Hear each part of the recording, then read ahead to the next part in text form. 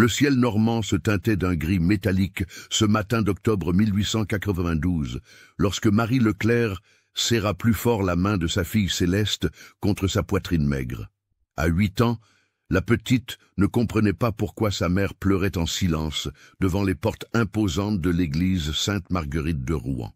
Les pavés humides reflétaient la lumière terne qui filtrait à travers les nuages, créant une atmosphère de mélancolie qui semblait s'accrocher aux vêtements usés des deux femmes. « Maman, pourquoi on est venus ici ?» demanda Céleste de sa voix claire, ses grands yeux bleus levés vers le visage creusé de sa mère. Ses cheveux châtains, tressés avec soin malgré leur pauvreté, encadraient un visage d'une pureté angélique qui contrastait cruellement avec les haillons qu'elle portait. Marie ne répondit pas immédiatement. Ses mains tremblaient tandis qu'elle lissait la robe rapiécée de sa fille, la seule qu'elle possédait. Depuis la mort de son mari Pierre l'année précédente, emportée par la tuberculose qui ravageait les quartiers populaires, la veuve n'arrivait plus à joindre les deux bouts. Le salaire dérisoire qu'elle gagnait en lavant le linge des bourgeois de la ville ne suffisait plus à nourrir sa fille et à payer le loyer de leur chambre humide dans les faubourgs. « Écoute-moi bien, ma petite étoile », murmura Marie en s'agenouillant devant Céleste, utilisant ce surnom tendre qu'elle lui donnait depuis sa naissance. « Tu vas rencontrer un homme très important aujourd'hui, le père Dubois. Il va t'aider à avoir une vie meilleure que celle que maman peut te donner. » Les yeux de Céleste s'élargirent d'inquiétude. « Mais je veux rester avec toi, maman. Je n'ai pas envie d'une autre vie. » Marie sentit son cœur se déchirer, mais elle savait qu'elle n'avait pas le choix. Les créanciers avaient menacé de les expulser avant la fin du mois.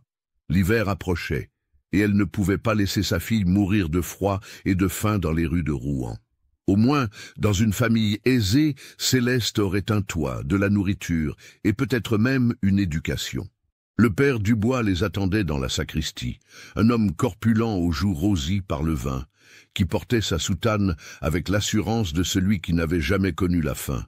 Ses petits yeux porcins jaugèrent Céleste avec l'attention d'un marchand évaluant une marchandise. « Voici donc la petite dont vous m'avez parlé, Madame Leclerc, dit-il de sa voix nasillarde. Elle me semble en bonne santé. Les Beaumont cherchent justement une jeune domestique pour leur fille qui se marie bientôt. Cette enfant sera parfaite pour les tâches ménagères. » Marie serra les dents. Elle avait espéré que sa fille serait adoptée comme une enfant de la famille, qu'elle recevrait l'affection et l'éducation qu'elle méritait. Mais la réalité était bien différente. Céleste allait devenir une servante, une petite bonne corvéable à merci. « Quelles seront ses conditions ?» demanda-t-elle d'une voix à peine audible. « Logée, nourrie, et elle recevra quelques sous par mois pour ses menus plaisirs. C'est bien plus généreux que ce que beaucoup d'autres familles offrent. Les Beaumont sont des gens respectables de la haute bourgeoisie normande. Leur domaine du Closeau Rose est l'un des plus beaux de la région. » Céleste, qui écoutait cette conversation d'adulte sans tout comprendre, sentit néanmoins un frisson d'angoisse lui parcourir l'échine. L'instinct des enfants leur permet souvent de percevoir les dangers que les adultes masquent sous des mots rassurants. « Est-ce que je pourrais voir maman ?» demanda-t-elle timidement. Le père Dubois échangea un regard entendu avec Marie. « Les Beaumont préfèrent que leurs domestiques se consacrent entièrement à leur service. Les visites familiales, eh bien, elles ne sont pas encouragées. Mais ne vous inquiétez pas, petite, vous vous ferez rapidement à votre nouvelle vie. » Marie sentit ses jambes se dérober sous elle. Elle venait de comprendre qu'elle ne reverrait probablement jamais sa fille. Mais il était trop tard pour reculer. Le père Dubois avait déjà préparé les papiers et elle avait donné sa parole. 2 jours plus tard, par un matin brumeux de novembre, Céleste monta dans la carriole qui devait l'emmener vers sa nouvelle vie. Sa petite valise en carton contenait ses maigres possessions, une robe de rechange, une poupée de chiffon confectionnée par sa mère, et un petit livre d'images que son père lui lisait autrefois. Marie courut derrière la carriole aussi longtemps qu'elle put, ses cris déchirant l'air froid. « Je t'aime, ma petite étoile, sois courageuse. Maman t'aime. » Céleste se retourna jusqu'à ce que la silhouette de sa mère disparaisse dans la brume, ses larmes traçant des sillons clairs sur ses joues rougies par le froid. Elle ne savait pas encore qu'elle venait de vivre ses derniers moments de bonheur pour très longtemps. Le domaine du Clos aux Roses se dressait à une quinzaine de kilomètres de Rouen, au cœur de la campagne normande. La propriété s'étendait sur plusieurs hectares de prairies verdoyantes parsemées de pommiers centenaires. Le château, construit au XVIIIe siècle, imposait sa masse de pierre blonde au centre d'un parc à l'anglaise soigneusement entretenu. Quand la carriole franchit les grilles forgées, Céleste ouvrit de grands yeux émerveillés. Jamais elle n'avait vu tant de beauté et de richesse réunies en un seul lieu. Les allées gravillonnées serpentaient entre des massifs de buis taillés avec une précision géométrique. Des statues de marbre blanc ponctuaient la perspective, et au loin, elle apercevait les eaux miroitantes d'un petit étang où évoluaient des cygnes majestueux. « C'est beau, n'est-ce pas ?» dit le cocher, un homme âgé au visage buriné par les années de service. « Mais tu verras, petite, que la beauté d'un endroit ne dit rien sur les gens qui y vivent. » Ces paroles sibyllines ne trouvèrent pas d'écho dans l'esprit de Céleste, trop occupée à découvrir ce nouvel univers. Elle imaginait déjà qu'elle allait vivre comme une princesse dans un château de conte de fées. La carriole s'arrêta devant une porte latérale, moins imposante que l'entrée principale. Une femme d'âge mûr, vêtue de noir de la tête aux pieds, les attendait sur le perron.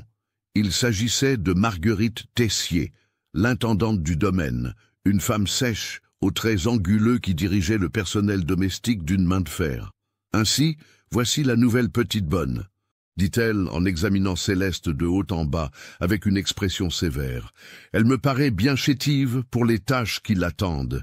Espérons qu'elle aura au moins du courage au travail. » Céleste descendit de la carriole, ses jambes tremblant légèrement sous l'effet de la fatigue et de l'appréhension.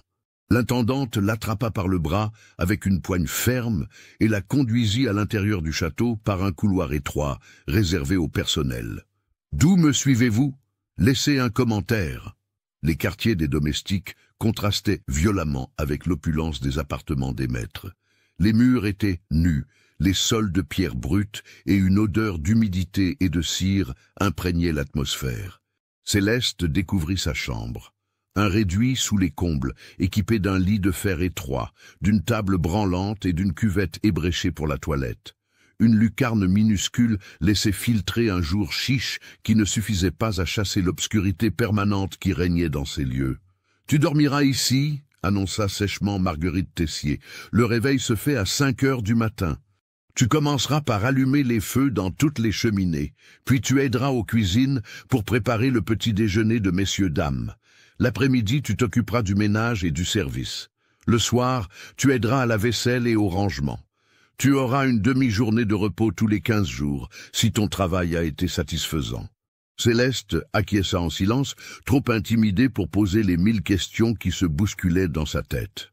Elle posa sa valise sur le lit étroit et sortit sa poupée de chiffon, qu'elle serra contre elle comme un talisman. « Et ça, tu peux l'oublier, » dit l'intendante en lui arrachant brutalement le jouet des mains. « Les domestiques n'ont pas le temps pour ces enfantillages. Tu n'es plus une petite fille, maintenant. Tu es au service de la famille Beaumont et tu as intérêt à t'en montrer digne. » Ce fut le premier d'une longue série d'arrachements qui allait progressivement dépouiller Céleste de tout ce qui constituait son enfance et son identité.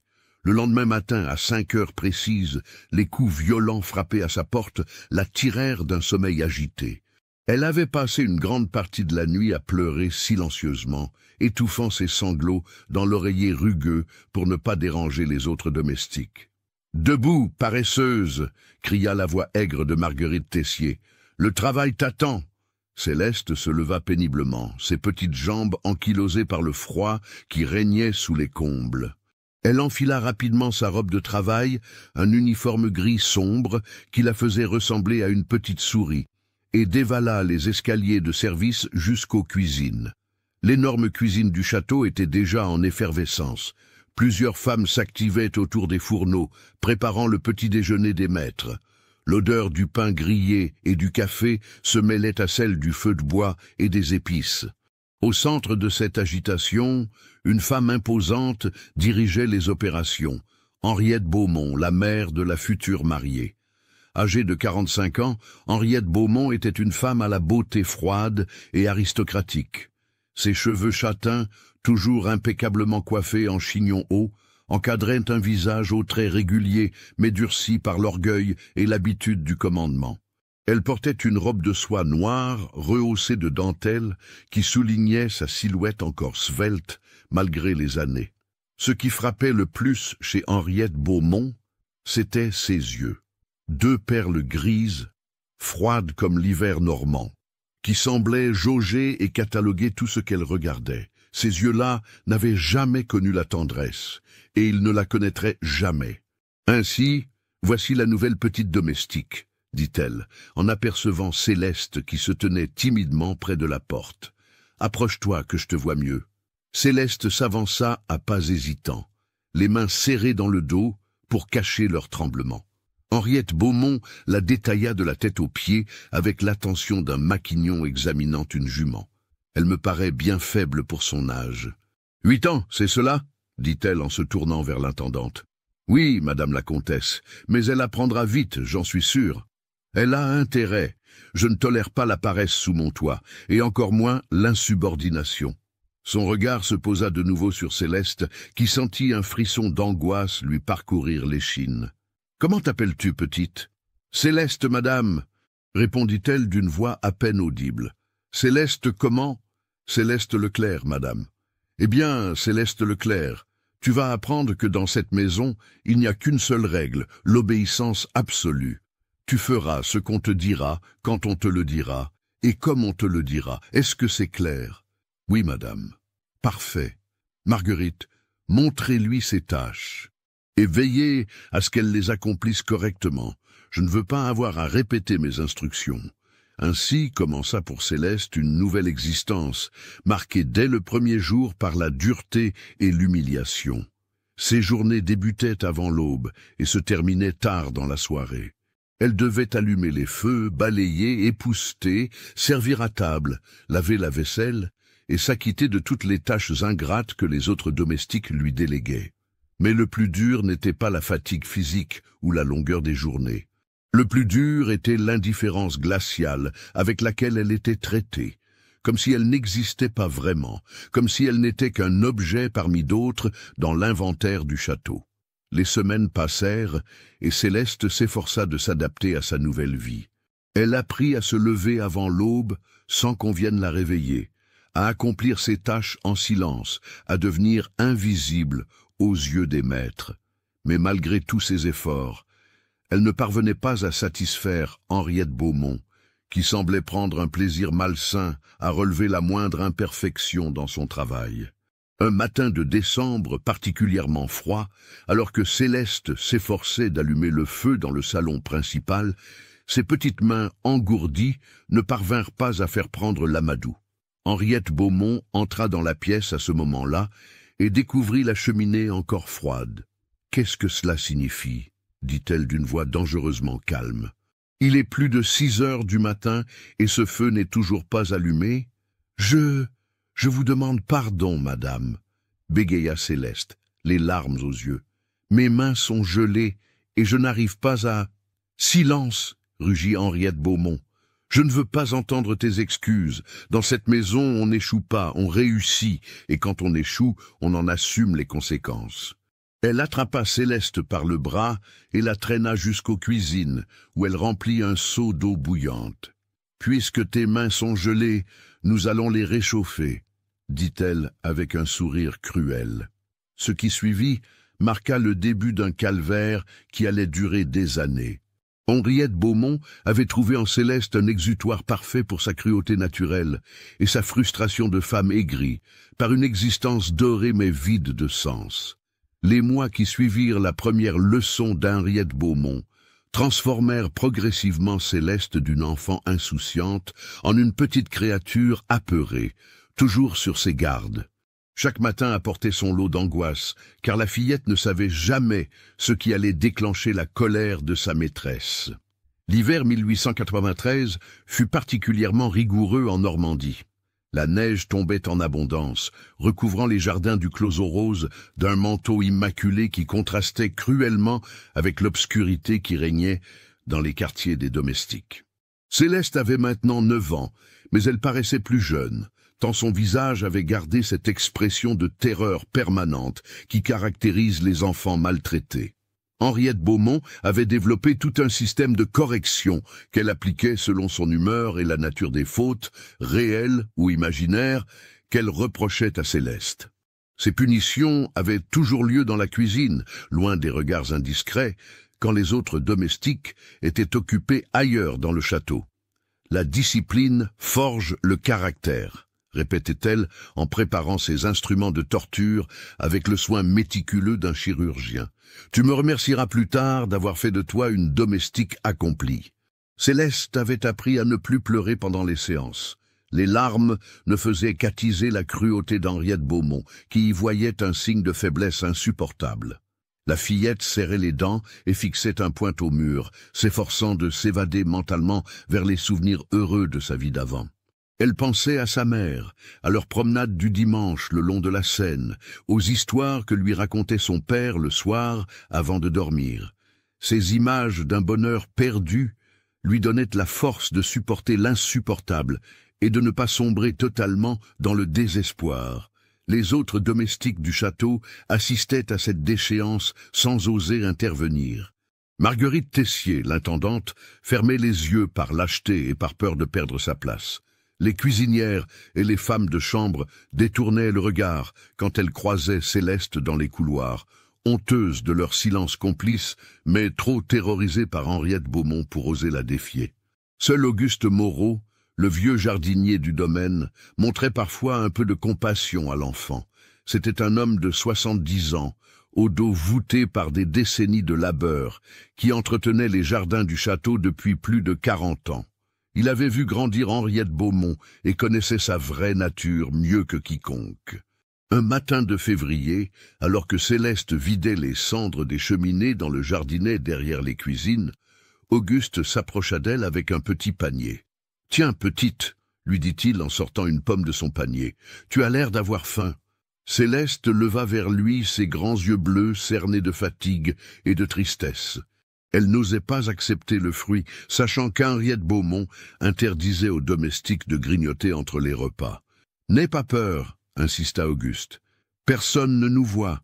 Et puis, une enfant de ton âge a besoin de se nourrir pour grandir. » Céleste prit timidement la pomme et la croqua avec délice. Cela faisait si longtemps qu'elle n'avait pas goûté quelque chose de sucré et de savoureux. Les repas des domestiques se composaient essentiellement de soupe claire, de pain rassis et de quelques légumes bouillis. « Dis-moi, petite, » continua Auguste en s'asseyant sur un banc de pierre, « comment tu t'appelles déjà ?»« Céleste, monsieur. Céleste, c'est un joli nom. Cela veut dire « qui vient du ciel », tu le savais. » La fillette secoua la tête. Depuis qu'elle était arrivée au château, personne ne lui avait parlé avec tant de douceur. « D'où viens-tu, Céleste, qui vient du ciel ?»« De Rouen, monsieur. Maman m'a amené ici parce qu'elle ne pouvait plus s'occuper de moi. » Auguste hocha la tête tristement. Il avait deviné que l'enfant avait été vendu, comme tant d'autres fillettes issues de familles pauvres. Cette pratique était courante dans les campagnes normandes, où les grandes propriétés avaient toujours besoin de main-d'œuvre docile et bon marché. « Et tes mains, petite ?» demanda-t-il en remarquant les cicatrices qui marquèrent les paumes et le dos des mains de Céleste. La fillette cacha instinctivement ses mains derrière son dos, un geste devenu automatique tant elle avait honte de ces marques qui la désignaient comme une victime. « Ce n'est rien, monsieur. Je suis maladroite, c'est tout. » Auguste n'était pas dupe, mais il ne voulait pas effrayer l'enfant en posant trop de questions. Il avait compris que quelqu'un dans le château maltraitait cette petite fille, et il se doutait bien de qui il s'agissait. « Écoute-moi bien, Céleste, » dit-il en posant doucement sa main calleuse sur l'épaule frêle de l'enfant. « Si jamais tu as des ennuis, si jamais quelqu'un te fait du mal, tu peux venir me voir dans les jardins.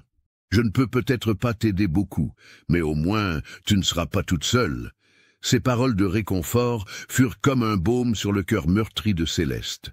Pour la première fois depuis des mois, elle sentit qu'elle n'était pas complètement abandonnée au monde. Hélas, cette petite lueur d'espoir fut de courte durée. Quelques jours plus tard, Henriette Beaumont découvrit que Céleste avait parlé avec le jardinier, et elle entra dans une rage folle. « Comment oses-tu perdre ton temps en bavardage » hurla-t-elle en traînant l'enfant vers la cuisine. « Je t'interdis de parler à qui que ce soit sans ma permission. Tu n'es qu'une domestique, tu n'as pas d'amis ici. » La correction qui suivit fut particulièrement sévère. Henriette Beaumont utilisait maintenant une canne en bambou qu'elle avait fait spécialement fabriquer pour ses séances de dressage. Les coups pleuvaient sur les mains, les bras et le dos de Céleste, qui serrait les dents pour ne pas crier. « Répète après moi », ordonnait Henriette Beaumont entre deux coups. « Je ne parlerai à personne sans permission. Je ne parlerai à personne sans permission, » bégayait Céleste. « Je suis une domestique et je dois rester à ma place. Je suis une domestique et je dois rester à ma place. Parfait. Et maintenant, pour que tu n'oublies pas cette leçon, » Henriette Beaumont plongea la canne dans un seau d'eau salée et reprit sa sinistre besogne. Le sel pénétrait dans les plaies ouvertes, provoquant une douleur atroce que Céleste ne pourrait jamais oublier. Cette escalade dans la violence marqua un tournant dans l'évolution psychologique de la fillette. Progressivement, elle se repliait sur elle-même, parlait de moins en moins et développait toute une série de tics nerveux qui trahissaient son état de stress permanent. Elle sursautait au moindre bruit, baissait instinctivement la tête quand un adulte s'approchait d'elle et avait pris l'habitude de cacher ses mains dans les plis de sa robe pour que personne ne voie les marques de son calvaire. Le printemps 1893 apporta une animation inhabituelle au château du Clos aux Roses. Louise Beaumont, la fille d'Henriette, allait se marier au mois de septembre avec Charles de Montmorency, héritier d'une riche famille d'armateurs du Havre. Les préparatifs du mariage mobilisaient toute la maisonnée, et Céleste fut naturellement réquisitionnée pour aider aux innombrables tâches que nécessitait l'organisation de cette fastueuse cérémonie. Louise Beaumont était une jeune femme de 23 ans, d'une beauté fragile et mélancolique qui contrastait avec la dureté de sa mère. Ses cheveux blonds, toujours coiffés selon la dernière mode parisienne, encadraient un visage aux traits délicats, mais marqué par une expression de tristesse permanente. Contrairement à sa mère, Louise ne manifestait pas de cruauté particulière envers les domestiques. Elle les ignorait simplement, comme s'ils faisaient partie du mobilier. Cette indifférence n'était pas de la méchanceté, mais plutôt le résultat de son éducation aristocratique qui lui avait appris à considérer les gens du peuple comme des êtres d'une espèce différente. Céleste fut chargée de l'entretien de la garde-robe de la future mariée, une tâche particulièrement délicate, car les robes de soie et de dentelle exigeaient des soins minutieux. Elle passait des heures dans le dressing de Louise, à brosser, repasser et ranger des toilettes qui valaient plus que ce qu'elle aurait pu gagner en toute une vie. Ces moments de solitude dans le dressing étaient devenus précieux pour Céleste. Entourée de toute cette beauté, elle pouvait s'évader quelques instants de la dure réalité de sa condition. Elle caressait parfois les tissus soyeux en rêvant à la vie qu'elle aurait pu avoir si elle était née dans une famille aisée. Un jour de mai, alors qu'elle arrangeait la robe de mariée sur son mannequin, Louise entra inopinément dans la pièce. Céleste sursauta et faillit laisser tomber le précieux vêtement. « N'aie pas peur, » dit Louise d'une voix douce. « Je voulais juste voir comment tu t'occupais de ma robe. » C'était la première fois que la future mariée s'adressait directement à elle. Céleste, paralysée par la timidité, ne savait pas quoi répondre. « Comment tu t'appelles » continua Louise en s'approchant du mannequin pour examiner sa robe. « Céleste, mademoiselle, » murmura l'enfant. « Céleste, quel âge as-tu » « 9 ans, mademoiselle. » Louise observa plus attentivement la fillette et remarqua sa maigreur, ses yeux cernés, et surtout ses mains abîmées qu'elle s'efforçait de dissimuler dans les plis de sa robe. « Montre-moi tes mains, » dit-elle soudain. Céleste pâlit et recula d'un pas. « Ce n'est rien, mademoiselle. Je suis maladroite, c'est tout. »« Montre-moi tes mains, » répéta Louise d'un ton plus ferme. Tremblante, Céleste tendit ses petites mains, marquées de cicatrices. Louise les examina en silence, son visage devenant de plus en plus grave au fur et à mesure qu'elle découvrait l'étendue des blessures. « Qui t'a fait ça ?» demanda-t-elle d'une voix à peine audible. Céleste ne répondit pas, terrifiée à l'idée de dénoncer Henriette Beaumont. Elle savait que les conséquences seraient terribles si sa maîtresse apprenait qu'elle avait parlé. C'est ma mère, n'est-ce pas? Insista Louise. Le silence de Céleste était plus éloquent qu'un aveu. Louise ferma les yeux et soupira profondément. Elle connaissait la cruauté de sa mère, mais elle n'avait jamais imaginé qu'elle s'exercerait sur une enfant de cet âge. « Écoute-moi bien, Céleste, » dit-elle en s'agenouillant devant la fillette. « Après mon mariage, je partirai vivre au Havre avec mon mari. Je ne pourrai plus rien pour toi, mais je vais essayer de faire quelque chose avant de partir. » Ces paroles éveillèrent un faible espoir dans le cœur de Céleste, mais elle n'osait pas y croire vraiment. Trop souvent déjà, elle avait été déçue par les promesses des adultes. Malheureusement, Louise n'eut pas l'occasion de tenir sa promesse. Quelques jours plus tard, Henriette Beaumont découvrit que sa fille avait parlé avec la petite domestique, et elle entra dans une colère noire. « Comment oses-tu encourager cette petite dans sa paresse ?» reprocha-t-elle à Louise. « Si tu la plains, elle va croire qu'elle peut se permettre de mal faire son travail. Mère, cet enfant est marqué partout. Ce que vous lui faites subir est inhumain. Ce que je lui fais subir, ma fille, c'est de l'éducation. Cette petite vient d'un milieu sordide, et il faut la dresser pour qu'elle devienne une domestique convenable. Si tu n'es pas capable de comprendre cela, c'est que ton futur mari aura beaucoup de mal à diriger une maisonnée. » Louise baissa la tête, vaincue par l'autorité maternelle qui l'écrasait depuis l'enfance. Elle n'avait jamais eu le courage de s'opposer à sa mère, et ce n'était pas aujourd'hui qu'elle commencerait. Cette conversation eut pour seul résultat d'aggraver le sort de Céleste. Henriette Beaumont décida que la fillette avait besoin d'une leçon mémorable pour lui apprendre à ne pas chercher de protecteur dans la famille. Ce soir-là, après que tous les domestiques furent couchés, elle fit venir Céleste dans la cuisine. L'enfant, réveillé en sursaut, descendit pieds nus dans l'obscurité, le cœur battant d'appréhension. Henriette Beaumont l'attendait près du grand fourneau, une expression de satisfaction cruelle sur le visage. À côté d'elle, sur la table, étaient disposés tous les instruments qu'elle utilisait habituellement pour ses corrections. La canne de bambou, des cordes, et un petit brasero où rougissaient quelques fers. « Approche-toi » ordonna-t-elle d'une voix glaciale. « Il paraît que tu cherches à apitoyer ma fille sur ton sort. Tu crois peut-être qu'elle va te protéger de moi ?» Céleste secoua la tête énergiquement, les larmes aux yeux. « Non, madame, je n'ai rien dit. Je n'ai rien demandé. »« Menteuse, Louise m'a tout rapporté. Tu lui as montré tes mains en espérant qu'elle intercéderait pour toi. »« Non, madame, c'est elle qui m'a demandé de les montrer. »« Je n'ai rien fait de mal. »« Silence !» rugit Henriette Beaumont en gifla violemment l'enfant. « Tu oses accuser ma fille de mensonge ? Tu vas apprendre une bonne fois pour toutes qui commande dans cette maison. » La séance qui suivit dépassa en horreur tout ce que Céleste avait subi jusqu'alors. Henriette Beaumont semblait avoir perdu tout contrôle, laissant libre cours à une cruauté qui n'avait plus rien d'humain. Elle utilisait tour à tour tous ses instruments de torture, s'interrompant parfois pour observer avec satisfaction les marques qu'elle imprimait sur le corps fragile de l'enfant. « Tu vois ces cicatrices » disait-elle en montrant les mains de Céleste. « Elles sont ma signature. Elles prouvent que tu m'appartiens. Et maintenant, nous allons en ajouter quelques-unes pour que tu n'oublies jamais cette leçon. » Céleste perdit connaissance plusieurs fois pendant cette nuit d'horreur. Mais Henriette Beaumont la réveillait en lui jetant de l'eau froide au visage pour continuer son œuvre de destruction. Quand tout fut terminé, la fillette gisait sur le carrelage de la cuisine, recroquevillée sur elle-même, le corps zébré de marques sanglantes. Henriette Beaumont la contempla avec satisfaction, comme un artiste admirant son œuvre. « Voilà ce qui arrive aux petites domestiques qui oublient leur place, » murmura-t-elle. « Maintenant, remonte dans ta chambre et n'oublie jamais cette leçon. » Céleste rampa jusqu'à l'escalier de service et remonta péniblement jusqu'à sa mansarde. Elle s'effondra sur son lit étroit et pleura silencieusement jusqu'à l'aube, serrant contre elle l'image mentale de sa mère qui était devenue son unique réconfort. Cette nuit marqua un tournant définitif dans l'existence de Céleste.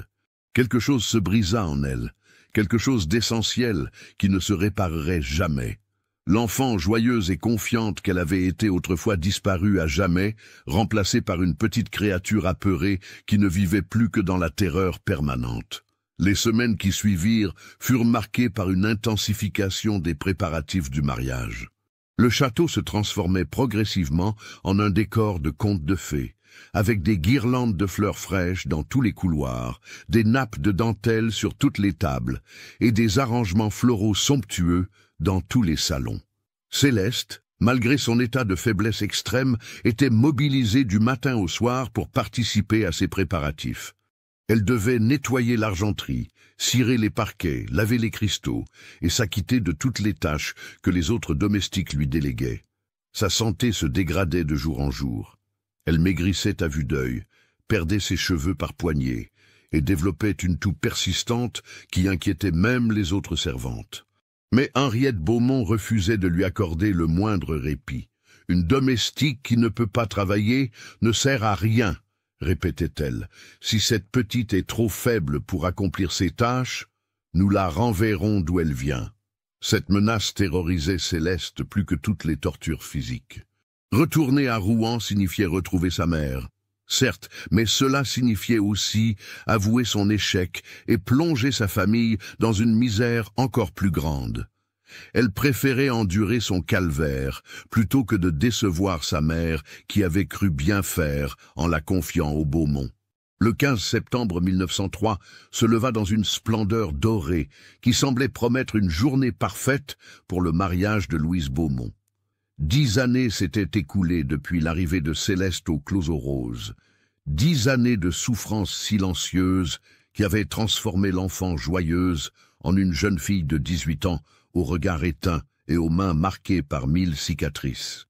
L'adolescente qu'était devenue Céleste gardait encore quelques traces de la beauté qu'elle aurait pu avoir dans d'autres circonstances.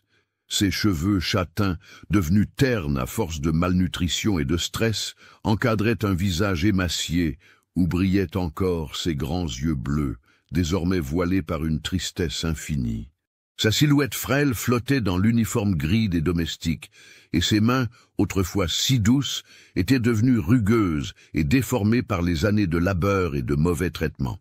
Henriette Beaumont, maintenant âgée de 55 ans, n'avait rien perdu de sa cruauté. Les années avaient même durci ses traits et affiné sa méchanceté. Elle dirigeait les préparatifs du mariage, avec l'efficacité impitoyable d'un général organisant une bataille, et Céleste était sa cible privilégiée pour évacuer le stress de cette journée cruciale. « Cette petite gâche tout ce qu'elle touche !» criait-elle en découvrant une légère trace sur un verre de cristal que Céleste venait de nettoyer. « Regarde-moi ça, il faut tout recommencer. » Céleste reprit le verre en silence et le nettoya une nouvelle fois avec des gestes mécaniques. Elle avait appris depuis longtemps que protester ne servait à rien et ne faisait qu'aggraver les choses. Sa stratégie de survie consistait à se rendre la plus invisible possible, à anticiper les désirs de sa maîtresse avant même qu'ils soient exprimés et à encaisser les coups sans broncher. Les invités commencèrent à arriver vers 10 heures du matin. C'était toute l'aristocratie normande qui se pressait au Clos aux Roses, comtes, marquis, riches bourgeois et industriels prospères. Les équipages se succédaient dans l'allée principale, déversant leur cargaison de toilettes somptueuses et de bijoux scintillants. Céleste observait ce défilé depuis la fenêtre des cuisines, fascinée malgré elle par tant de faste et d'élégance. Elle n'avait jamais vu autant de richesses réunies en un seul lieu, et une partie d'elle-même ne pouvait s'empêcher d'admirer cette beauté, même si elle savait qu'elle n'y aurait jamais accès. « Qu'est-ce que tu fais là, paresseuse ?» La voix cinglante d'Henriette Beaumont la fit sursauter. « Tu n'as rien d'autre à faire que de regarder par la fenêtre ?»« Pardonnez-moi, madame, j'allais justement... » « Tu allais rien du tout. File préparer le service pour l'apéritif et tâche de ne rien casser pour une fois. » Céleste s'empressa d'obéir, disposant sur des plateaux d'argent les petits fours et les canapés préparés par les cuisinières. Elle devait servir dans le grand salon au milieu de tous ces invités prestigieux, et cette perspective la terrorisait. Et si elle trébuchait? Et si elle renversait quelque chose? Henriette Beaumont ne lui pardonnerait jamais un incident devant ses invités. Si cette histoire macabre vous a donné des frissons, partagez-la avec un ami qui aime les contes d'horreur. Le grand salon du château avait été décoré avec un goût exquis pour l'occasion. Des arrangements de roses blanches et de lys ornaient chaque table, des guirlandes de lierre couraient le long des murs et des chandeliers de cristal diffusaient une lumière dorée qui se reflétait dans les miroirs anciens. L'atmosphère était celle d'un rêve de conte de fées, où tout respirait l'harmonie et le bonheur. Céleste entra dans ce décor féerique avec son plateau, s'efforçant de se faire la plus discrète possible. Elle circulait entre les invités comme une ombre, servant les rafraîchissements en baissant les yeux pour éviter les regards. Pour ces gens du monde, elle n'existait pas vraiment. Elle faisait partie du décor au même titre que les meubles ou les tableaux. C'est alors qu'elle croisa le regard d'un homme qui se détachait de l'assemblée. Il s'agissait d'Antoine Mercier, un jeune photographe parisien de 25 ans que les Beaumont avaient engagé pour immortaliser cette journée exceptionnelle. Contrairement aux autres invités, Antoine avait remarqué Céleste et semblait intrigué par quelque chose qu'il lisait dans son regard. Antoine Mercier était un homme de taille moyenne, aux cheveux bruns soigneusement peignés et aux yeux noisettes pétillants d'intelligence.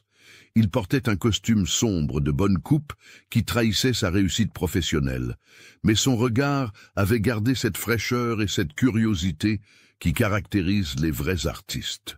Contrairement à la plupart des bourgeois parisiens, il ne manifestait aucun mépris pour les gens du peuple et savait reconnaître la beauté et la dignité sous les haillons. Quand Céleste s'approcha de lui pour lui offrir un verre de champagne, leurs regards se croisèrent l'espace d'un instant. Antoine fut frappé par la tristesse infinie qu'il lut dans ses yeux bleus, et surtout par le contraste saisissant entre la jeunesse de la fille et la résignation douloureuse qui marquait ses traits. « Merci, mademoiselle », dit-il simplement en prenant le verre, mais avec une douceur dans la voix qui fit tressaillir Céleste. Cela faisait si longtemps qu'on ne lui avait pas parlé avec courtoisie. Elle leva brièvement les yeux vers lui et murmura un « de rien, monsieur », à peine audible avant de s'éloigner rapidement. Antoine la suivit du regard, troublé par cette rencontre fugace. Il y avait quelque chose d'émouvant dans l'attitude de cette jeune domestique, quelque chose qui ne collait pas avec l'atmosphère de fête qui régnait dans le château. En tant qu'artiste habitué à observer les êtres humains, il avait développé une sensibilité particulière aux détails révélateurs, et tout dans l'attitude de cette fille criait la souffrance et la peur. La cérémonie religieuse eut lieu à 3 heures de l'après-midi dans la petite église du village voisin. Louise Beaumont était resplendissante dans sa robe de soie et de dentelle, et Charles de Montmorency faisait un marié élégant dans son habit à queue de pie.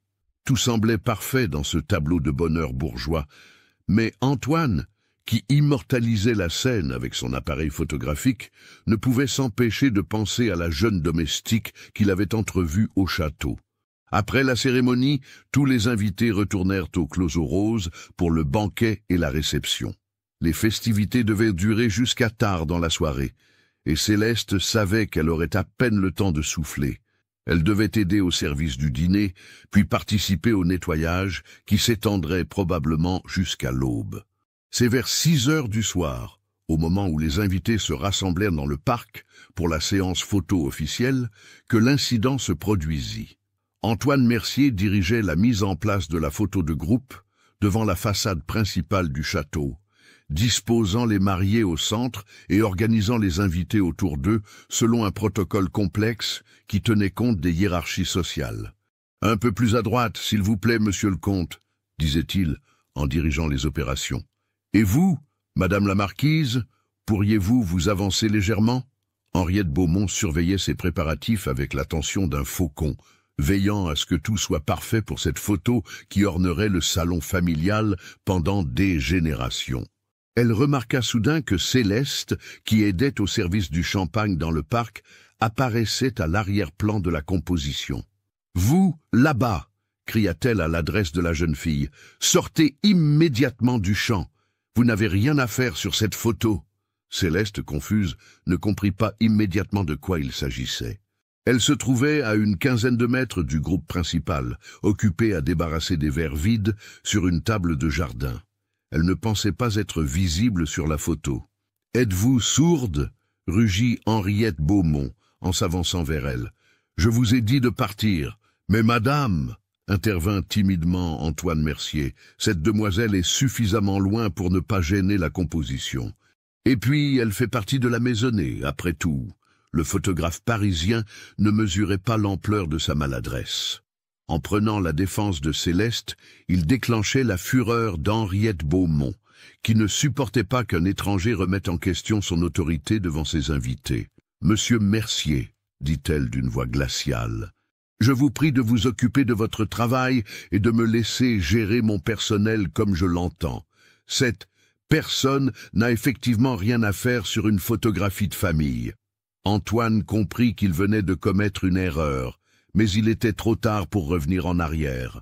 Il se contenta d'acquiescer en silence et de reprendre ses préparatifs, tout en gardant un œil sur la scène qui se déroulait à quelques mètres de lui. Henriette Beaumont avait rejoint Céleste près de la table de jardin et lui parlait à voix basse. Mais Antoine pouvait voir à son expression qu'elle était en train de passer un savon mémorable à la pauvre fille.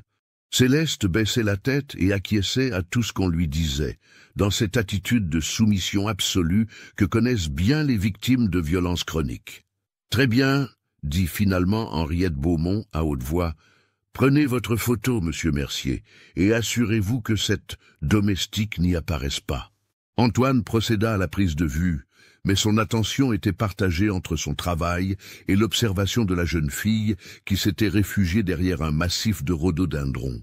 Il avait remarqué quelque chose de troublant dans ses mains quand elle manipulait les verres.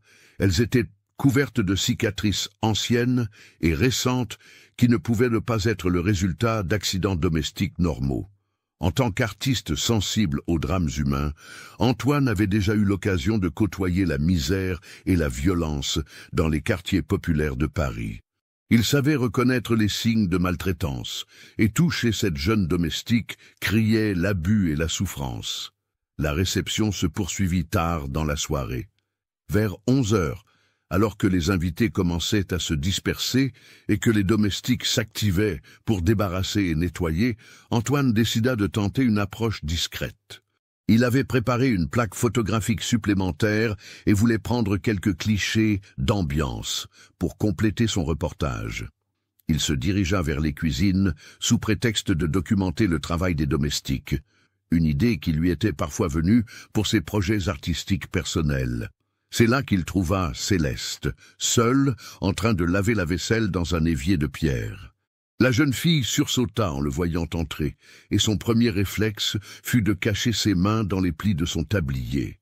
Antoine s'approcha doucement, comme on approche un animal blessé. « N'ayez pas peur, » dit-il d'une voix apaisante. « Je voulais juste prendre quelques photos des cuisines. Vous pouvez continuer votre travail. » Céleste le regarda avec méfiance, ne comprenant pas ce que cet homme élégant venait faire dans les sous-sols du château.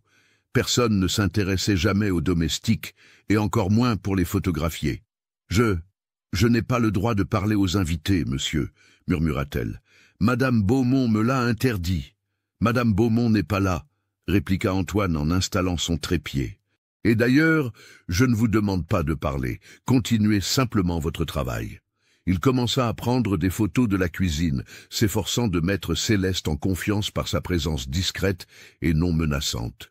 Peu à peu, la jeune fille se détendit et reprit sa vaisselle, oubliant presque qu'elle était observée. C'est alors qu'Antoine put véritablement observer ses mains. Ce qu'il découvrit le bouleversa. Ses mains portaient les traces de tortures systématiques, brûlures, coupures, ecchymoses anciennes et récentes, déformations dues à des fractures mal soignées. C'était un véritable catalogue de la violence domestique. « Mon Dieu !» murmura-t-il malgré lui. « Qui vous a fait ça ?» Céleste se figea et cacha immédiatement ses mains derrière son dos. « Ce n'est rien, monsieur. Je suis maladroite, c'est tout. »« Maladroite ?» Antoine secoua la tête avec tristesse. « Mademoiselle, j'ai grandi dans les quartiers populaires de Paris. Je sais reconnaître les marques de violence quand j'en vois. Quelqu'un vous maltraite, n'est-ce pas ?» Céleste ne répondit pas, mais ses yeux se remplirent de larmes qu'elle s'efforça de retenir. La gentillesse de cet homme était plus douloureuse que toutes les cruautés d'Henriette Beaumont, car elle lui rappelait ce qu'elle avait perdu, la capacité à faire confiance, à espérer, à croire qu'il existait encore de la bonté dans le monde. Écoutez-moi, continua Antoine en se rapprochant d'elle. Je ne peux peut-être pas vous aider maintenant, mais je peux témoigner de ce que j'ai vu. Ces photos que je viens de prendre, elles montrent vos mains, vos blessures. Un jour peut-être, elles serviront de preuves. Des preuves? Céleste le regarda avec incompréhension. Preuve de quoi, monsieur? Preuve que quelqu'un dans cette maison vous torture. Preuve que derrière le faste et l'élégance de cette réception, il y a une réalité beaucoup plus sombre. Ces paroles révolutionnaires ébranlèrent le monde de Céleste. Jamais elle n'avait envisagé que ce qu'elle subissait puisse être considéré comme un crime, comme quelque chose d'anormal qui méritait d'être dénoncé. Pour elle, les coups et les humiliations faisaient partie de sa condition de domestique, au même titre que la fatigue et la faim. Mais Madame Beaumont a le droit de me corriger si je fais mal mon travail, protesta-t-elle faiblement. Corriger, oui, torturer, non. Ce que vous avez subi dépasse largement le cadre d'une correction normale. Regardez vos mains, regardez votre visage. Vous avez 18 ans et vous en paraissez 30, ce n'est pas normal. Antoine sortit de sa poche une petite carte de visite et la glissa discrètement dans la main de Céleste. Voici mon adresse à Paris. Si jamais vous trouvez le moyen de vous échapper de cette maison, venez me voir. Je vous aiderai comme je pourrai. Ces mots résonnèrent comme un coup de tonnerre dans l'esprit de Céleste. S'échapper? Elle n'avait jamais envisagé cette possibilité. Où irait-elle? Comment survivrait-elle? Elle ne connaissait rien au monde extérieur, n'avait aucune formation, aucun argent, aucune relation. Je ne peux pas partir, monsieur, balbutia-t-elle. Je n'ai nulle part où aller. Et puis, ma mère, elle compte sur l'argent que je gagne ici. Quel argent? Demanda Antoine avec surprise. Céleste réalisa soudain qu'elle n'avait jamais reçu le moindre sou depuis 10 ans qu'elle travaillait au château. Henriette Beaumont lui avait toujours dit que son salaire était envoyé directement à sa mère, mais maintenant qu'elle y réfléchissait, cette explication lui paraissait douteuse. « Madame Beaumont envoie mon salaire à ma mère à Rouen », dit-elle d'une voix incertaine. Antoine secoua tristement la tête. « J'ai bien peur que vous ayez été trompée, mademoiselle. Les domestiques reçoivent normalement leur salaire en main propre. Et d'ailleurs, quel salaire pourrait justifier ce que vous endurez ?» Cette révélation fut comme un coup de poignard pour Céleste. Non seulement elle souffrait depuis 10 ans, mais en plus, sa souffrance ne servait à rien. Sa mère ne recevait probablement aucun argent et son sacrifice était parfaitement inutile. « Ce n'est pas possible », murmura-t-elle en s'appuyant contre l'évier pour ne pas s'effondrer. « Ce n'est pas possible. Je suis désolé, » dit Antoine avec compassion. « Mais il faut que vous ouvriez les yeux sur votre situation. Vous êtes maintenu en esclavage par des gens sans scrupules qui profitent de votre naïveté et de votre isolement. » Soudain, des pas résonnèrent dans l'escalier menant aux cuisines. Antoine rangea précipitamment son matériel photographique, tandis que Céleste se remettait fébrilement à sa vaisselle. Henriette Beaumont apparut dans l'encadrement de la porte, son regard froid balayant la scène avec suspicion. « Monsieur Mercier, que faites-vous ici ? » « Je prenais quelques photos d'ambiance pour compléter mon reportage, madame. Les cuisines font partie de la vie du château, après tout. Les cuisines ne concernent que les domestiques, » répliqua sèchement Henriette Beaumont. « Je ne vois pas l'intérêt de les photographier. Et vous, dit-elle en se tournant vers Céleste, pourquoi n'avez-vous pas terminé cette vaisselle? Il est presque minuit. »« J'y travaille, madame, » bégaya Céleste en redoublant d'activité. Antoine comprit qu'il devait partir avant d'aggraver la situation de la jeune fille. Il salua poliment Henriette Beaumont et remonta vers les salons, mais il emportait avec lui les images dévastatrices qu'il venait de capturer et la détermination de faire quelque chose pour cette malheureuse. Dès qu'Antoine fut parti, Henriette Beaumont se dirigea vers Céleste et l'attrapa brutalement par le bras. « Qu'est-ce que vous avez dit à ce photographe » siffla-t-elle. « Rien, madame. Il a juste pris des photos. Je n'ai rien dit. Ne me mentez pas, je vous ai vu parler. Il m'a juste demandé de continuer mon travail pour ces photos, c'est tout. Je vous jure que je n'ai rien dit d'autre. » Henriette Beaumont la dévisagea longuement, cherchant des signes de mensonge dans son regard, puis, Apparemment satisfaite, elle la relâcha. « Tant mieux pour vous. Parce que si j'apprends que vous avez raconté des histoires sur cette maison, vous le regretterez amèrement. Et maintenant, finissez cette vaisselle et allez vous coucher. Demain, il faudra tout nettoyer après la réception. » Restée seule, Céleste termina machinalement sa tâche, l'esprit en ébullition. Les paroles d'Antoine avaient semé en elle des graines de doute qui germaient à une vitesse terrifiante. Et si tout ce qu'elle avait cru pendant 10 ans était faux? Et si sa mère ne recevait effectivement aucun argent? Et si elle pouvait vraiment s'échapper de cet enfer? La carte de visite d'Antoine brûlait dans sa poche comme un charbon ardent. Pour la première fois depuis 10 ans, Céleste entrevoyait une lueur d'espoir. Mais cet espoir était aussi terrifiant que l'absence d'espoir, car il impliquait de tout remettre en question et de prendre des risques énormes. Cette nuit-là, dans sa mansarde froide, Céleste ne dormit pas. Elle regardait par la lucarne les étoiles qui brillaient au-dessus de la campagne normande. Et elle se demandait si elle aurait un jour le courage de tenter l'impossible, reprendre sa liberté.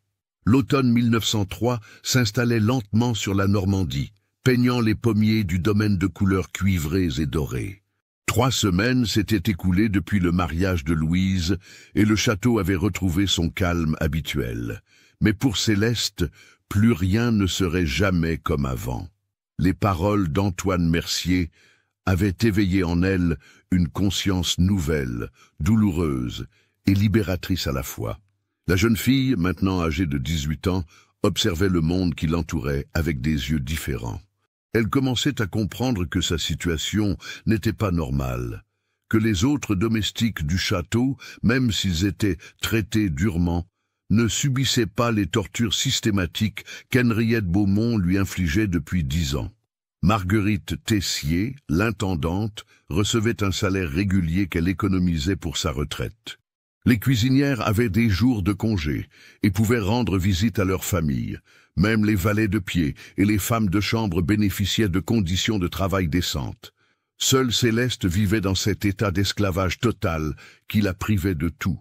Liberté, salaire, repos, dignité, cette prise de conscience fut à la fois révélatrice et dévastatrice. Pendant 10 ans, elle avait cru que sa souffrance était le prix normal à payer pour le gîte et le couvert. Maintenant, elle réalisait qu'elle avait été dupée, manipulée, maintenue dans l'ignorance pour mieux l'exploiter. La carte de visite d'Antoine Mercier était devenue son trésor le plus précieux. Elle la cachait dans l'ourlet de sa robe, cousue dans un petit morceau de tissu, et la touchait parfois discrètement pour se rappeler que quelque part dans le monde, quelqu'un connaissait sa situation et était prêt à l'aider. Mais comment s'échapper du château? Céleste n'avait jamais mis les pieds hors du domaine depuis son arrivée. Elle ne connaissait ni la géographie des environs, ni les moyens de transport, ni même l'emplacement exact de la gare la plus proche. Et surtout, elle n'avait pas un sou en poche pour acheter un billet de train. C'est Auguste Moreau, le vieux jardinier, qui lui fournit involontairement la solution.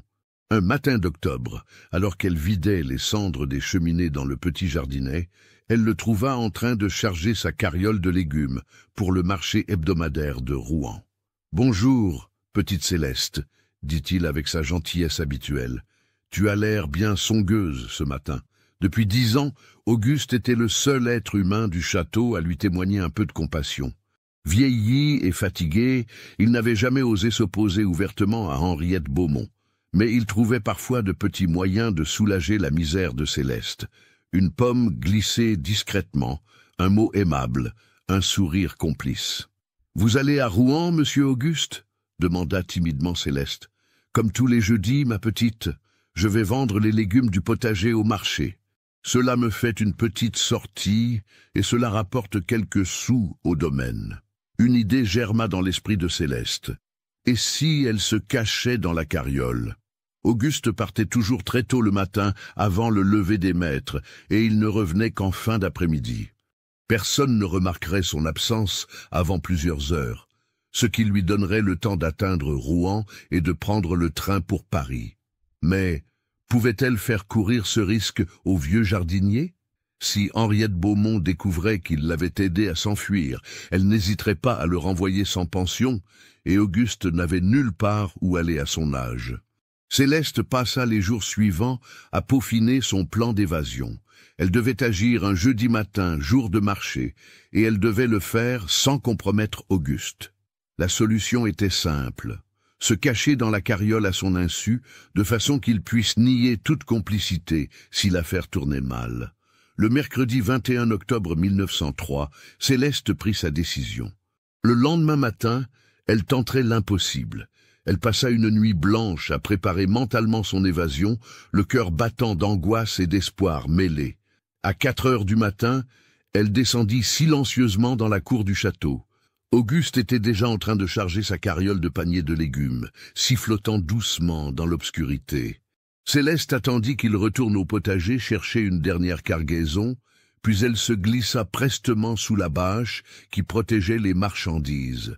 L'espace était exigu et inconfortable, mais Céleste s'y blottit de son mieux, retenant sa respiration quand Auguste revint et acheva de charger la carriole. Quelques minutes plus tard, l'attelage s'ébranla dans un grincement de roues sur les pavés de la cour. Céleste n'avait jamais ressenti un mélange d'émotions aussi intense. La terreur de ce qu'elle faisait se mêlait à une ivresse de liberté qu'elle n'avait pas connue depuis l'enfance. Pour la première fois depuis 10 ans, elle s'éloignait du château, de cette prison dorée qui avait dévoré sa jeunesse. Le voyage jusqu'à Rouen dura près de 2 heures. Cahotée dans sa cachette inconfortable, Céleste découvrait les bruits et les odeurs de la campagne normande. Le chant des oiseaux, le bruissement du vent dans les arbres, le claquement des sabots du cheval sur la route. Toutes ces sensations oubliées lui revenaient comme un cadeau inespéré. Quand la carriole s'arrêta enfin sur la place du marché de Rouen, Céleste attendit qu'Auguste s'éloigne pour commencer à décharger ses marchandises. Puis, elle se glissa hors de sa cachette et se fondit dans la foule matinale qui commençait à animer la ville. Rouen. Céleste retrouvait sa ville natale, après 10 années d'absence, mais elle avait l'impression de découvrir un monde nouveau. Les rues pavées, les maisons à colombages, les clochers des églises, tout lui paraissait à la fois familier et étranger. Son premier réflexe fut de chercher la maison de son enfance, dans le quartier populaire où elle avait vécu avec ses parents. Mais quand elle arriva dans la rue de son ancienne demeure, elle découvrit que l'immeuble avait été démoli pour faire place à une nouvelle construction. Des voisins lui apprirent que sa mère était morte 2 ans plus tôt, emportée par une épidémie de typhus. Cette nouvelle la frappa comme un coup de massue. Marie Leclerc était morte sans revoir sa fille, sans savoir ce qu'elle était devenue, probablement en se reprochant jusqu'au bout de l'avoir abandonnée. Céleste s'effondra sur un banc, submergée par une douleur qui dépassait tout ce qu'elle avait pu endurer au château. Sa mère était morte. Et elle, qui avait supporté 10 années de torture en pensant que son sacrifice servait au moins à assurer la subsistance de celle qui lui avait donné la vie. Henriette Beaumont lui avait menti sur toute la ligne. Elle n'avait jamais envoyé d'argent à Marie Leclerc, qui était probablement morte dans la misère en se demandant pourquoi sa fille ne donnait jamais de nouvelles. Cette révélation acheva de libérer Céleste de tous ses scrupules. Elle ne devait plus rien à personne, et elle pouvait enfin penser à elle-même sans culpabilité. Sa mère était morte, ses liens avec le passé étaient coupés, et elle était libre de construire une nouvelle vie. Mais d'abord, elle devait rejoindre Paris et retrouver Antoine Mercier, le seul être humain qui connaissait sa véritable situation et qui était disposé à l'aider. Elle se dirigea vers la gare de Rouen, son maigre bagage à la main, une robe de rechange et quelques sous qu'elle avait trouvés dans les poches de vêtements pendant ses années de service. De la gare, elle découvrit que le billet pour Paris coûtait plus cher qu'elle ne l'avait imaginé. Avec ces quelques pièces, elle ne pouvait acheter qu'un billet de 3e classe, dans des wagons à bestiaux où s'entassaient les plus pauvres. Mais peu lui importait. L'essentiel était de mettre le plus de distance possible entre elle et le château maudit. Le voyage en train fut une révélation pour Céleste, qui n'avait jamais quitté la Normandie. Elle découvrait les paysages de l'Île-de-France, les petites villes et les villages, qui défilaient derrière la vitre crasseuse du wagon. Tous ces gens qui montaient et descendaient, tous ces visages inconnus qui croisaient sa route. Elle réalisait soudain l'immensité du monde qu'Henriette Beaumont l'avait empêchée de découvrir. Paris. Quand le train entra en gare Saint-Lazare, Céleste fut éblouie par le spectacle de la capitale. Le grondement des machines, la vapeur des locomotives, la foule des voyageurs. C'était un univers de bruit et de mouvements qui la fascinait et l'effrayait à la fois. Elle sortit de la gare et se retrouva dans les rues de Paris, perdue dans cette immensité urbaine qu'elle ne connaissait pas. Heureusement, elle avait conservé précieusement la carte de visite d'Antoine Mercier, qui indiquait son adresse dans le 9e arrondissement. Il lui fallut plusieurs heures pour trouver la rue, demandant son chemin à des passants plus ou moins complaisants. L'atelier d'Antoine Mercier se trouvait au rez-de-chaussée d'un immeuble de style haussmannien, dans une rue calme, bordée d'arbres. Céleste resta un long moment devant la porte, n'osant pas frapper. Et si Antoine avait oublié leur rencontre? Et s'il refusait de l'aider? Et si elle avait fait tout ce voyage pour rien? Finalement, elle rassembla son courage et frappa timidement. Des pas résonnèrent à l'intérieur et la porte s'ouvrit sur le visage surpris du photographe. « Mademoiselle Céleste !» s'exclama-t-il. « Que faites-vous ici? Comment avez-vous... »« Je me suis enfuie, monsieur, » dit-elle simplement. « Vous m'aviez dit de venir vous voir si j'y arrivais. » Antoine la fit entrer dans son atelier. Un vaste espace encombré d'appareils photographiques, de produits chimiques et de tirages en cours de séchage. L'odeur caractéristique des révélateurs imprégnait l'atmosphère, mélange âcre et entêtant qui évoquait la magie de la création artistique. « Asseyez-vous » dit Antoine en débarrassant une chaise. « Racontez-moi ce qui s'est passé. » Céleste lui relata son évasion, sa découverte de la mort de sa mère et sa décision de venir le trouver. Antoine l'écouta avec attention, de plus en plus indigné au fur et à mesure qu'il découvrait l'ampleur de la manipulation dont elle avait été victime. « Cette femme est un monstre », murmura-t-il quand elle eut terminé son récit. « Vous maintenir en esclavage pendant 10 ans en vous faisant croire que votre mère recevait de l'argent, c'est ignoble. Que vais-je devenir maintenant ?» demanda Céleste avec angoisse. « Je n'ai aucun métier, aucune formation, nulle part où aller. »« Nous allons nous en occuper, » répondit fermement Antoine. « D'abord, vous allez vous reposer et reprendre des forces. Ensuite, nous verrons comment vous aider à vous construire une nouvelle vie. » Il installa Céleste dans une petite chambre attenante à l'atelier, un espace modeste mais propre et chaleureux qui lui parut un palais après sa mansarde du château. Pour la première fois depuis 10 ans, elle allait dormir dans un vrai lit, avec des draps propres et une couverture chaude. Mais avant de se reposer, Antoine avait quelque chose d'important à lui montrer. Il disparut dans sa chambre noire et en ressortit avec plusieurs tirages photographiques qu'il étala sur une table. « Souvenez-vous de ces photos que j'ai prises le soir du mariage, » dit-il. « Regardez-les attentivement. » Céleste découvrit avec émotion les images de cette soirée qu'elle avait vécue dans la peur et l'humiliation. Il y avait la photo de groupe officiel, où elle apparaissait effectivement à l'arrière-plan, minuscule silhouette en uniforme gris qui contrastait avec l'élégance des invités. Mais il y avait surtout les photos prises dans les cuisines, qui montraient avec une précision bouleversante l'état de ses mains mutilées. « Ces images sont des preuves, » expliqua Antoine. « Elles témoignent de ce que vous avez subi. Un jour, peut-être, elles serviront à confondre vos bourreaux. » Céleste contemplait ses propres mains sur les photographies avec un mélange de fascination et d'horreur. Ces cicatrices qu'elle cachait instinctivement depuis des années, ces marques de honte qu'elle considérait comme la preuve de sa maladresse, Antoine en faisait des témoignages de barbarie. Il transformait sa honte en dignité, sa culpabilité en innocence. « Mais que pouvons-nous faire avec ces photos ?» demanda-t-elle. « Madame Beaumont est riche et puissante. Qui croira la parole d'une ancienne domestique contre la sienne?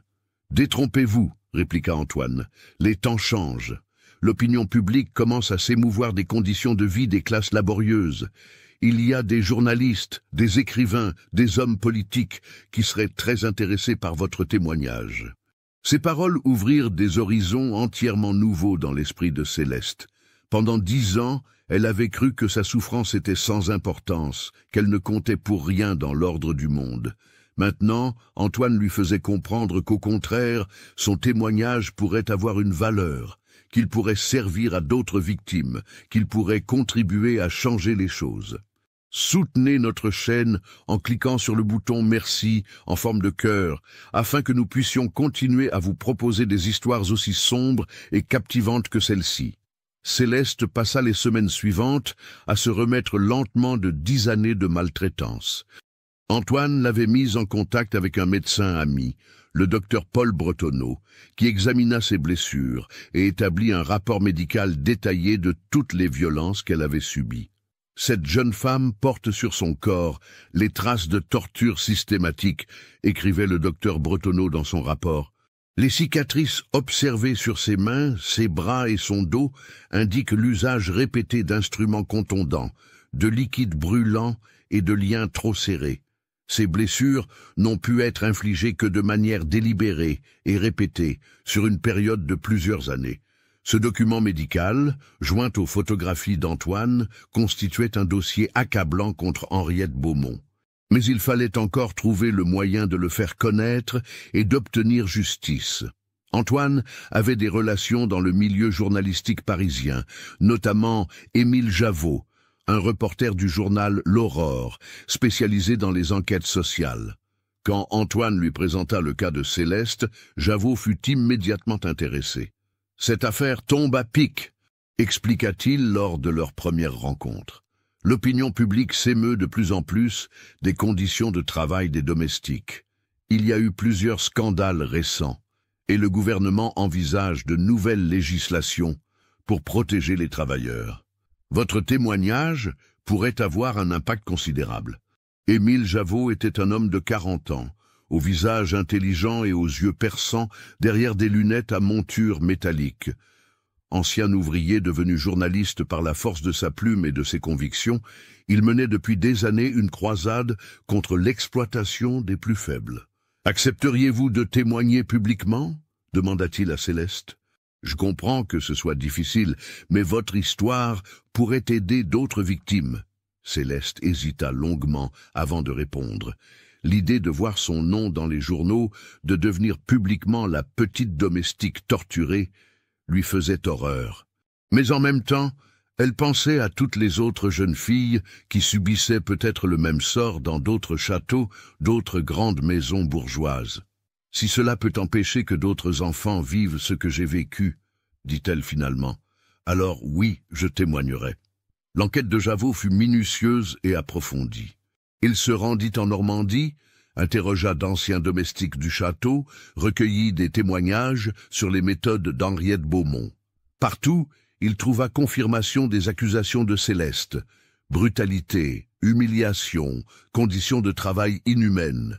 Auguste Moreau, le vieux jardinier, accepta de témoigner malgré sa peur des représailles.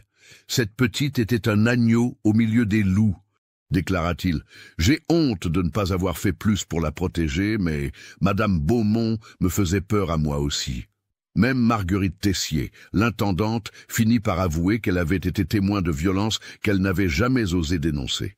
Madame la comtesse disait que c'était pour le bien de la petite, pour l'éduquer, mais au fond de moi, je savais que c'était mal. Le 15 décembre 1903, L'Aurore publia en première page un article retentissant intitulé « L'esclavage au château, une enfant torturée pendant 10 ans par une comtesse normande ». L'article, accompagné des photographies d'Antoine montrant les mains mutilées de Céleste, fit l'effet d'une bombe dans l'opinion publique. Les autres journaux reprirent immédiatement l'affaire. Le Figaro, Le Matin, l'Humanité. Tous consacrèrent leur première page à cette histoire qui résumait toutes les injustices de l'époque. Les photographies de Céleste firent le tour de la France, bouleversant l'opinion publique et provoquant un tollé général. Henriette Beaumont tenta d'abord de nier, puis de minimiser les faits. Ses avocats parlèrent de correction légitime et de discipline nécessaire. Mais les preuves étaient accablantes, et l'émotion populaire trop forte pour être ignorée. Le procès s'ouvrit en mars 1904 devant les assises de Rouen.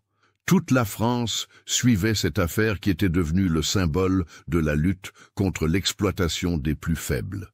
Céleste, soutenue par Antoine et par l'équipe d'avocats que lui avait trouvé Émile Javaud, témoigna avec un courage et une dignité qui impressionnèrent tout l'auditoire. « Je ne demande pas la vengeance », déclara-t-elle à la barre. « Je demande seulement que justice soit rendue et que d'autres enfants soient protégés de ce que j'ai vécu. » Les photographies d'Antoine furent présentées comme pièces à conviction, provoquant des murmures horrifiés dans la salle.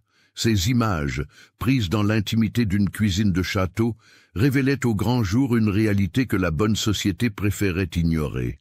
Henriette Beaumont fut condamnée à 5 ans de prison ferme pour coups et blessures volontaires sur personnes vulnérables et réduction en esclavage. C'était une peine exemplaire pour l'époque, qui marquait une évolution importante de la justice française dans la protection des domestiques. Mais au-delà de la condamnation individuelle, l'affaire Céleste Leclerc eut des répercussions durables sur la société française.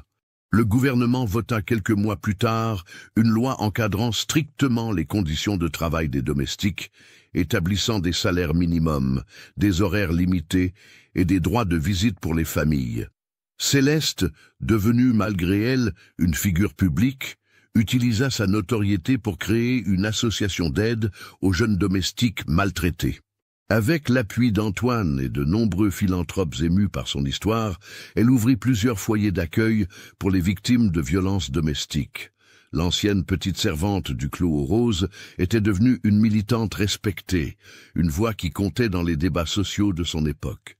Ses mains mutilées, qu'elle avait si longtemps cachées par honte, étaient devenues le symbole de la lutte contre l'oppression. En 1905, elle épousa Antoine Mercier dans une cérémonie simple mais émouvante, entourée de tous ceux qui l'avaient soutenu dans son combat pour la justice. Le photographe et l'ancienne domestique formaient un couple uni par une compréhension profonde de la souffrance humaine et par la volonté commune de la combattre.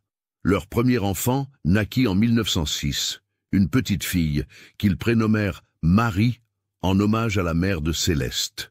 Cette naissance marquait le début d'une nouvelle génération, celle qui grandirait dans un monde où les droits des plus faibles seraient mieux protégés.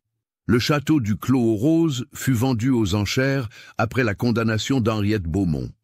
Les nouveaux propriétaires, des industriels parisiens, transformèrent la propriété en une maison de retraite pour anciens domestiques, comme pour exorciser les démons du passé.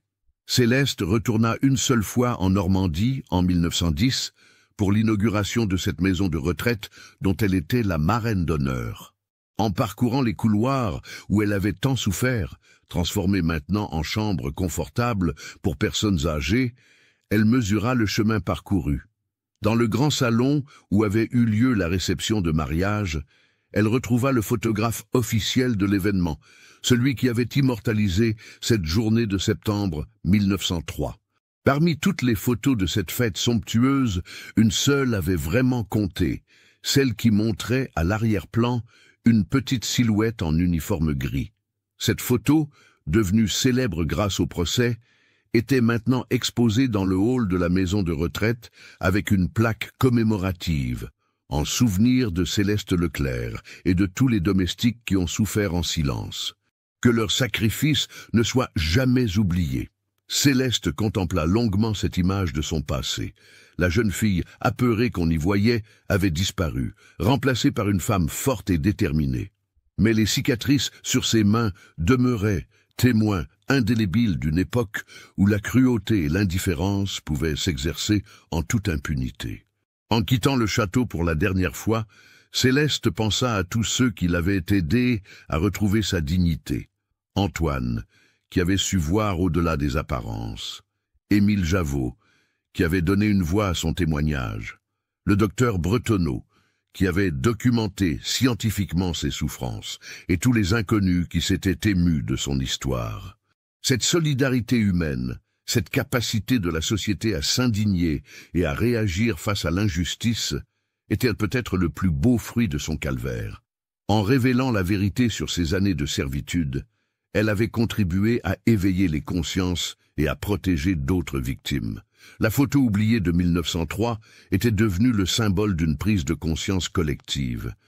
Derrière le faste apparent des grandes maisons bourgeoises, derrière les sourires de façade et les toilettes somptueuses, se cachèrent parfois des réalités beaucoup plus sombres. Mais grâce au courage de témoins comme Céleste, ces réalités ne pouvaient plus rester dans l'ombre. En 1920, 15 ans après son mariage avec Antoine, Céleste publia ses mémoires sous le titre « Main marquée, âme libre ». Ce livre, qui connut un immense succès, racontait avec simplicité et sincérité son parcours de la servitude à la liberté. Il devint une référence pour tous ceux qui luttaient contre l'exploitation et l'injustice sociale. Les dernières lignes de ce livre résumaient parfaitement l'esprit qui avait animé Céleste tout au long de sa lutte. Mes mains porteront toujours les marques de ce que j'ai subi. Mais mon âme, elle, est libre. Et cette liberté, je la dois à tous ceux qui ont refusé de fermer les yeux sur la souffrance d'autrui. Puisse mon histoire servir à construire un monde où aucun enfant ne subira jamais ce que j'ai vécu. Cette phrase devint la devise de l'association qu'elle avait créée, et elle fut gravée sur sa tombe quand elle mourut paisiblement en 1965, à l'âge de 80 ans, entourée de ses enfants et petits-enfants. Aujourd'hui encore, la photo de ce mariage de septembre 1903 continue d'interpeller ceux qui la regardent. Car derrière l'image figée d'une réception aristocratique se cache l'histoire vraie d'une enfance volée, d'une dignité bafouée, mais aussi d'un courage exemplaire et d'une justice finalement rendue. Qu'avez-vous pensé de l'histoire? Laissez votre commentaire ci-dessous et partagez vos réflexions sur ce cas terrifiant. Envie d'autres histoires d'horreur mêlant histoire et mystère? Abonnez-vous, activez la cloche de notification et partagez avec ceux qui aiment le côté obscur de l'humanité. À bientôt pour le prochain cauchemar. Cette histoire, bien que fictive, s'inspire de réalités historiques bien documentées. Les conditions de vie des domestiques dans les grandes maisons bourgeoises du début du XXe siècle étaient souvent très dures, et les cas de maltraitance, bien que rarement dénoncés, n'étaient pas exceptionnels. La photographie, art naissant à cette époque, joua effectivement un rôle important dans l'évolution des mentalités sociales. En documentant des réalités jusque-là cachées, elle contribua à éveiller les consciences et à faire évoluer la législation sur les droits des travailleurs. L'histoire de Céleste Leclerc nous rappelle que derrière chaque image, derrière chaque sourire de façade, peuvent se cacher des drames humains. Elle nous invite aussi à saluer le courage de tous ceux qui, à toutes les époques, ont refusé le silence complice et ont choisi de témoigner pour que justice soit rendue.